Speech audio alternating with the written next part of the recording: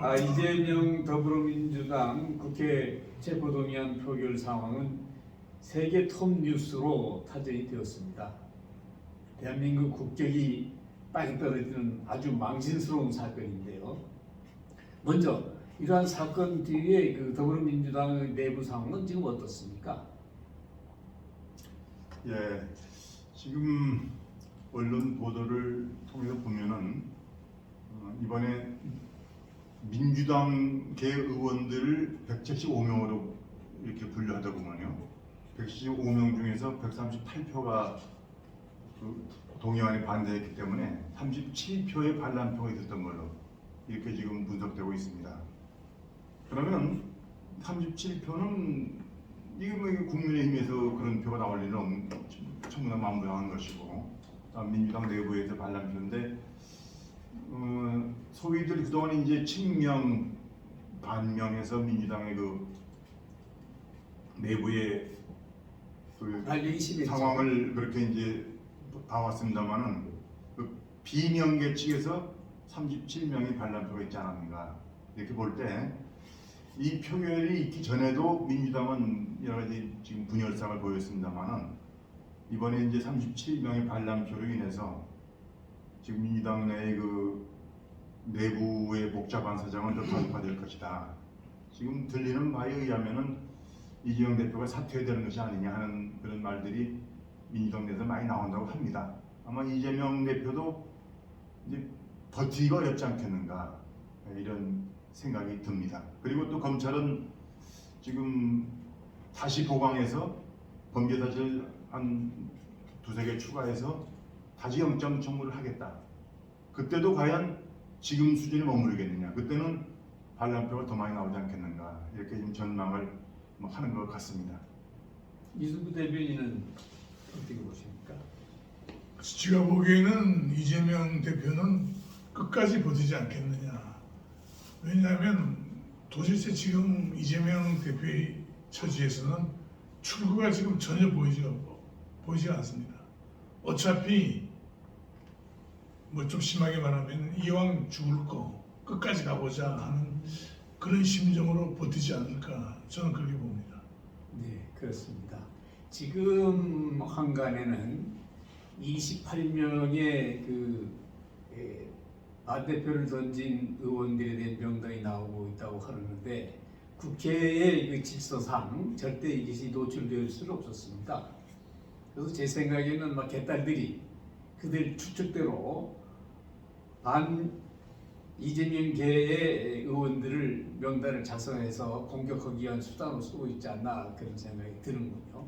벌써 수박이 색깔이 어떤 사람들이 수박이다 하는 식으로 나오는 걸 보면 아마 개딸들이 이번에 투표를 부결을 한 의원들에 대한 공격이 가해질 것으로 봅니다.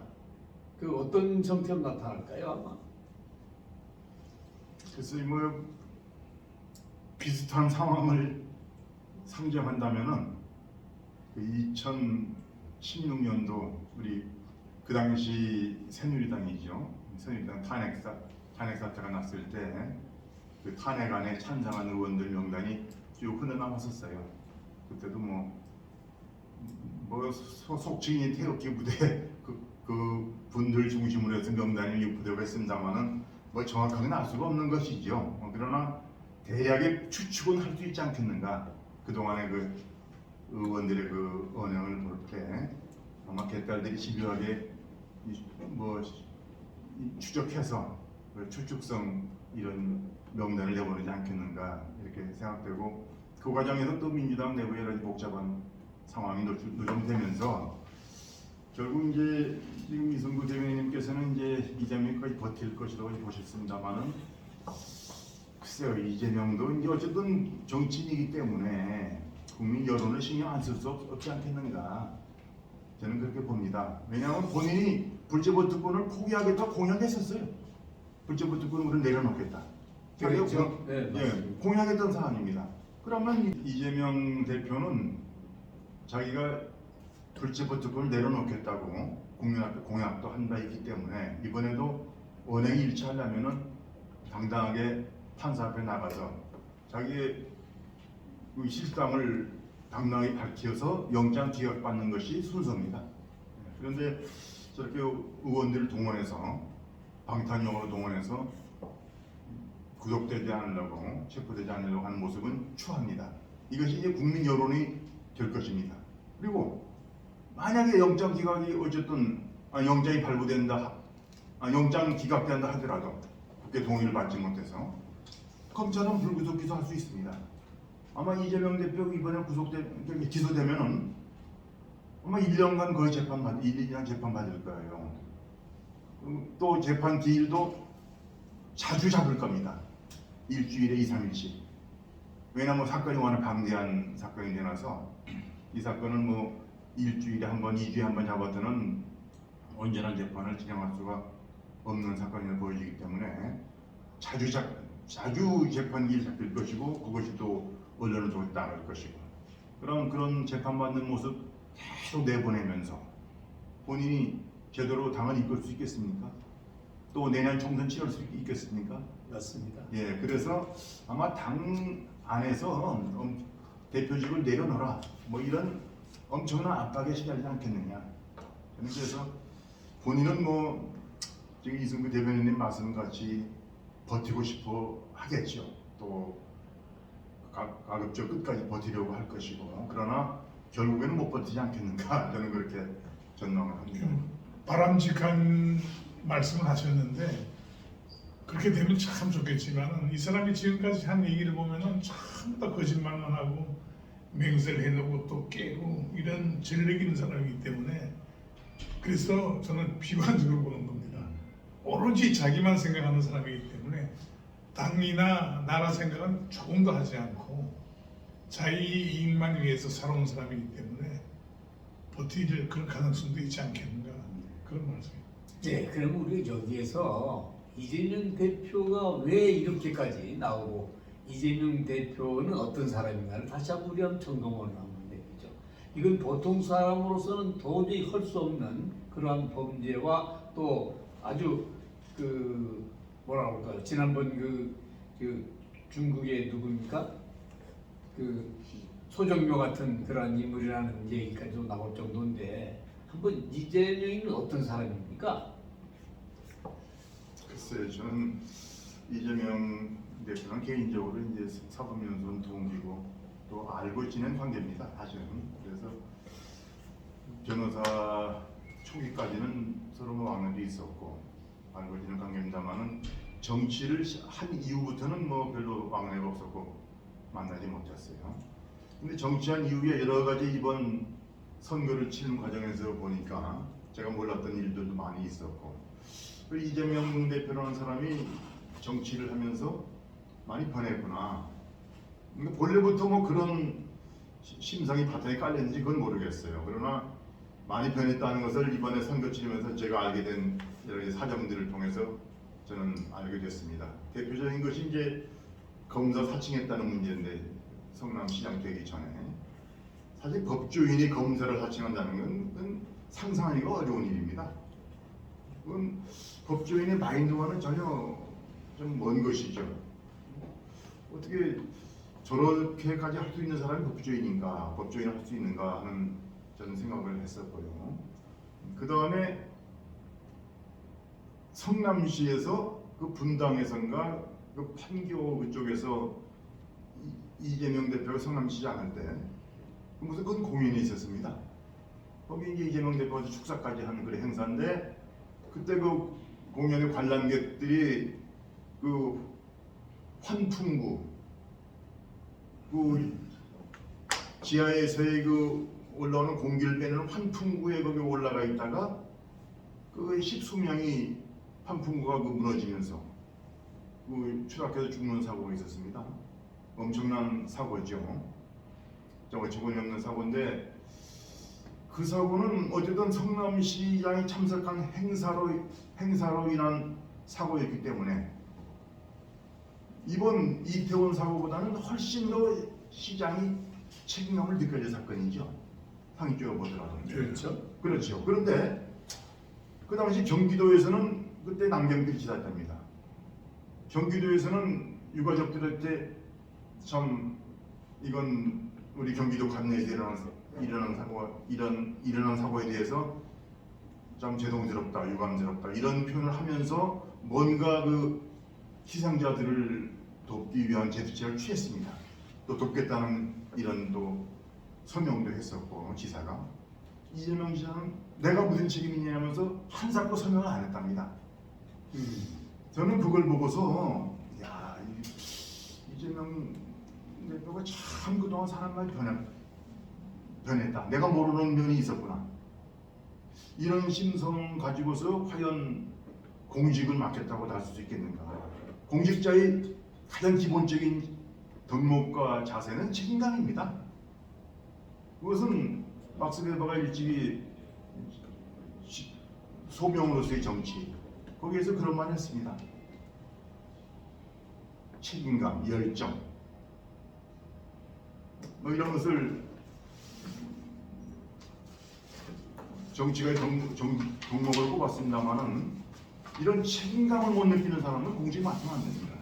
맞죠? 네, 그렇습니다. 그래서 이재명 대표가 참 앞으로 그런 면에 관해서 자기 관리를 엄격하게 하고 책임감을 느끼는 이런 모습 보여주지 않는다면 글쎄 앞으로 국민들께서 얼마나 더 이재명 대표를 차기에 유력한 국가 지도자로 인정할 것인지 저는 굉장히 회의적으로 봅니다.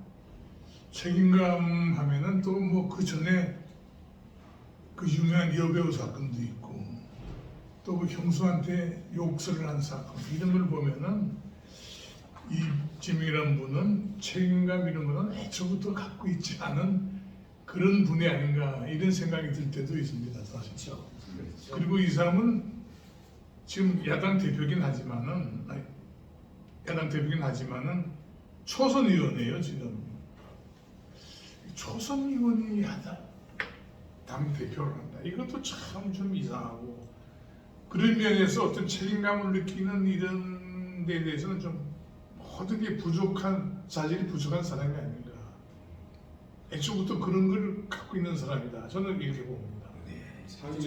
상임이사 최정환입니다. 그 촬영 중에 끼어들어서 죄송한데 이재명 변호사 하면은 자기 조카 아마 조카가 그 살인 사건. 그러니까 그 여자친구의 어머니를 그 살해한 사건을 자기가 변호해서 아마 뭐 사과하는 모습 제가 그 영상 뜰 수도 있습니다. 뜰 수 있는데 그거 보고 놀랐습니다. 이 사람 진짜 침착한 사람이라는 걸 느꼈는데 요번에 학폭 문제 갖고 이슈화 시키는데 이러한 사람이 과연 변호사로서뿐만 아니라 당대표 국회의원으로서의 자격이 있을까 하는 생각이 잠시 들어서 참고사항 말씀드립니다. 그 얼마 전에 페이스북이랑 인생 자리에서 이제 과거 조카분이 가해자셨던 사건을 어쩔 수 없이 변호하셨다라고 말씀해 주셨었는데 이제 오늘 언론에 그 피해자분의 유족분이 인터뷰를 하신 게 나왔습니다. 그래서 이제 후보님께서 이거를 사건을 데이트 폭력이라고 워딩한 거에 대해서 아쉬움을 표현을 하시고 사과받은 적이 없다 이렇게 말씀하셨는데 이거에 대해서 어떤 입장이신지. 변호사라서 변호했고요. 안타까운 일이지요. 모든 범죄 피해자들은 억울한 것이고 그 점에 대해서 제가 멀다고 할 수도 없는 어쨌든 친척들의 일을 제가 처리할 수밖에 없었는데 그 아쉬움, 그 억울함에 대해서 제가 말씀드린 겁니다. 가슴 아픈 일이고 다시 한번 사과드립니다. 네. 마음 아픈 일이죠.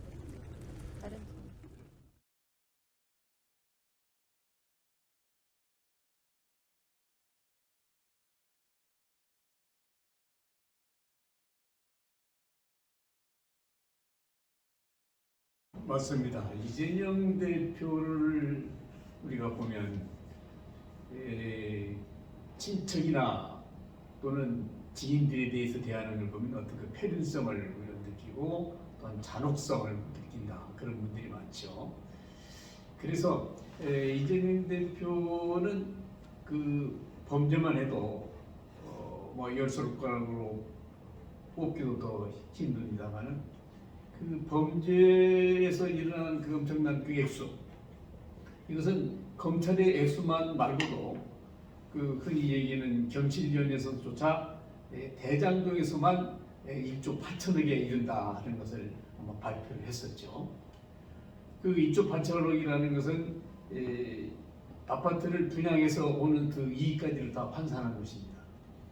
그래서 혹자들은 7,800억이 묶였기 때문에 대장동에서 나온 이 검은 비자금은 아직 세상 밖으로 나오지 않았다 그러는데, 저는 그 전에 이미 50억 클럽을 비롯해서 엄청난 액수가 뿌려졌다, 저는 그렇게 봅니다.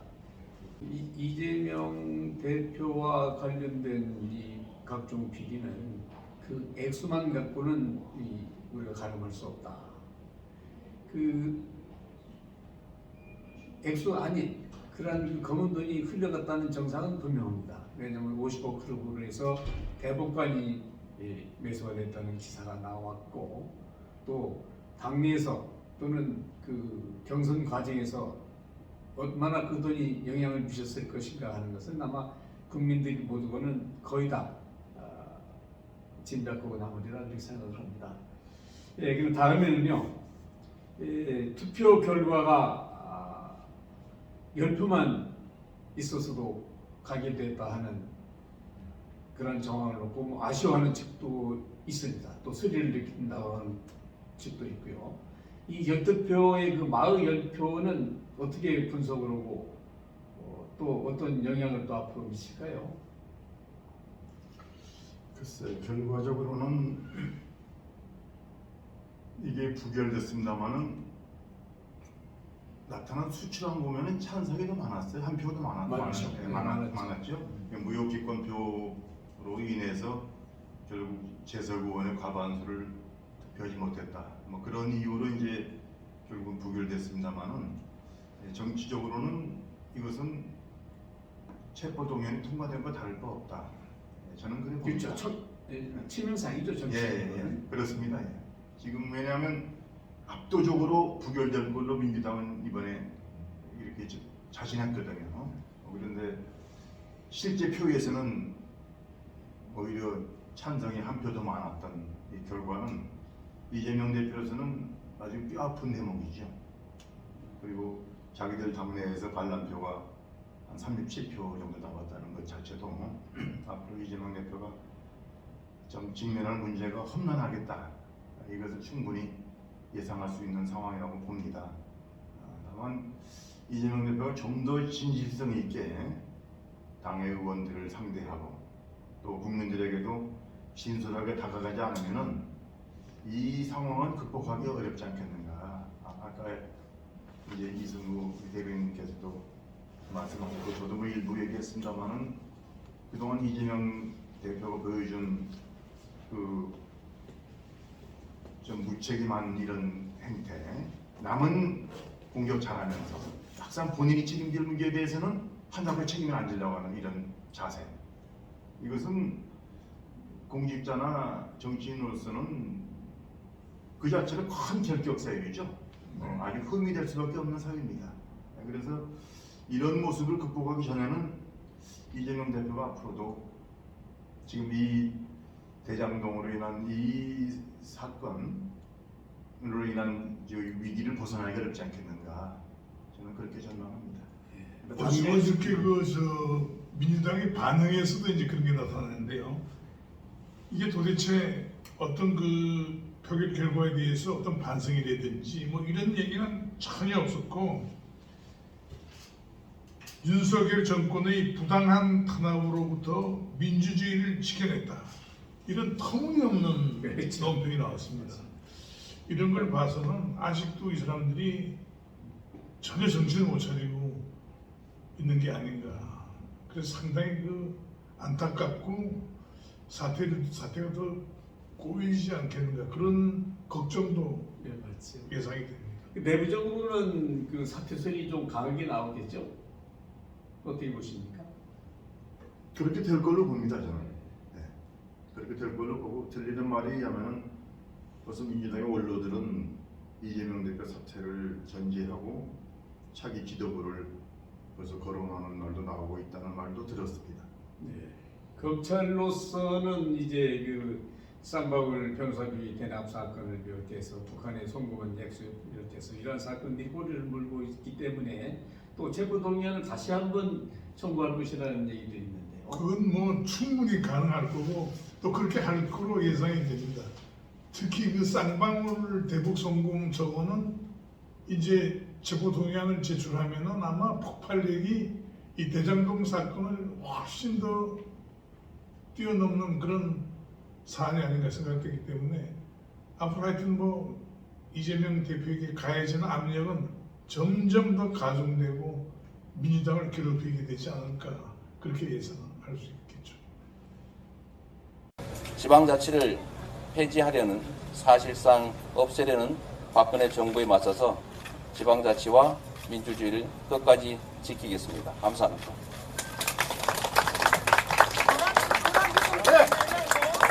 뭐라고요? 사람이 좀 안 닮으면 안 돼. 지겨워서 그래. 우리 어머니 자식이 죽어도 그러실 겁니까? 치가 또 틀리죠. 그건 자, 내 자식과 남의 자식이 왜 틀립니까? 같은 사람입니다.